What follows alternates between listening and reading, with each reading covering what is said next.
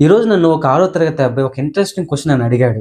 నేను కేటగిజం చెప్పేటప్పుడు ఆ అబ్బాయి నన్ను ఇలా అడిగాడు. బ్రదర్ మీరు మత్తయి సువార్త 5వ అధ్యాయము 3వ వచనంలో ఇలా బైబిల్‌లో రాయబడిందని చెప్పారు గదా! దీనాత్ములు ధన్యులు దైవరాజ్యం వారిదని.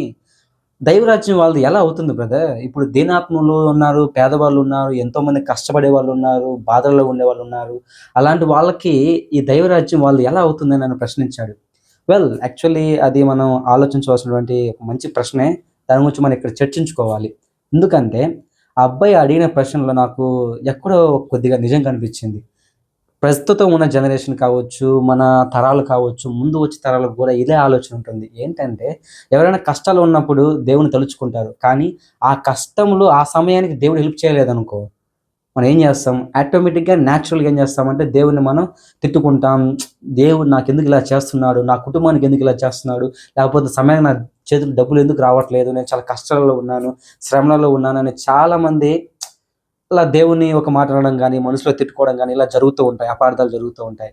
వెల్ యేసుక్రీస్తు ప్రభు మత్తయి సువార్త 5వ అధ్యాయము 3వ వచనంలో ఇలా చెప్పాడు. దీనాత్ములు ధన్యులు దైవరాజ్యము వారిది అని. ఎందుకు అంటే మనం కష్టాల్లో ఉన్నప్పుడు ఎవరి దగ్గరికెళ్తాం? ఎక్కువ పిల్లలు కావచ్చు, మనలాంటి పెద్దలు కావచ్చు, తల్లిదండ్రులుంటే వాళ్ళ దగ్గరికెళ్తాం కష్టాల్లో ఉన్నప్పుడు. సో, వాళ్ళకి మనం ఏం చేస్తాం? వాళ్ళకి ఎక్స్‌ప్లెయిన్ చేస్తాం. మన బాధలు కానీ, కన్నీళ్లు గానీ. వాళ్ళు అర్థం చేసుకుంటారు. బికాజ్ మనమేంటంటే కంప్లీట్‌గా తల్లిదండ్రుల మీద ఆధారపడుతున్నాం. ఇది కూడా అంతే.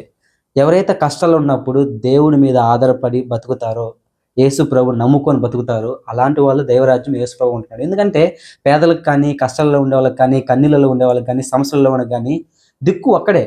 దేవుడే దిక్కు. సో, దేవుడి మీద ఆధారపడితే దైవరాజ్యం వాళ్ళదయిపోతుంది. అంతే యేసుప్రభు యొక్క టీచింగ్స్ ఏంటంటే చాలా సింపుల్‌గా ఉంటాయి. మనమే వాటిని చాలా కాంప్లికేటెడ్ చేసుకొని డిఫరెంట్ వ్యూస్‌లో ఆలోచిస్తుంటాం. చాలా సింపుల్ టీచింగ్. యేసుప్రభు ఒకటే చెప్పాడు. దీనాత్ములు ధన్యులు దైవరాజ్యము వారిదే అని.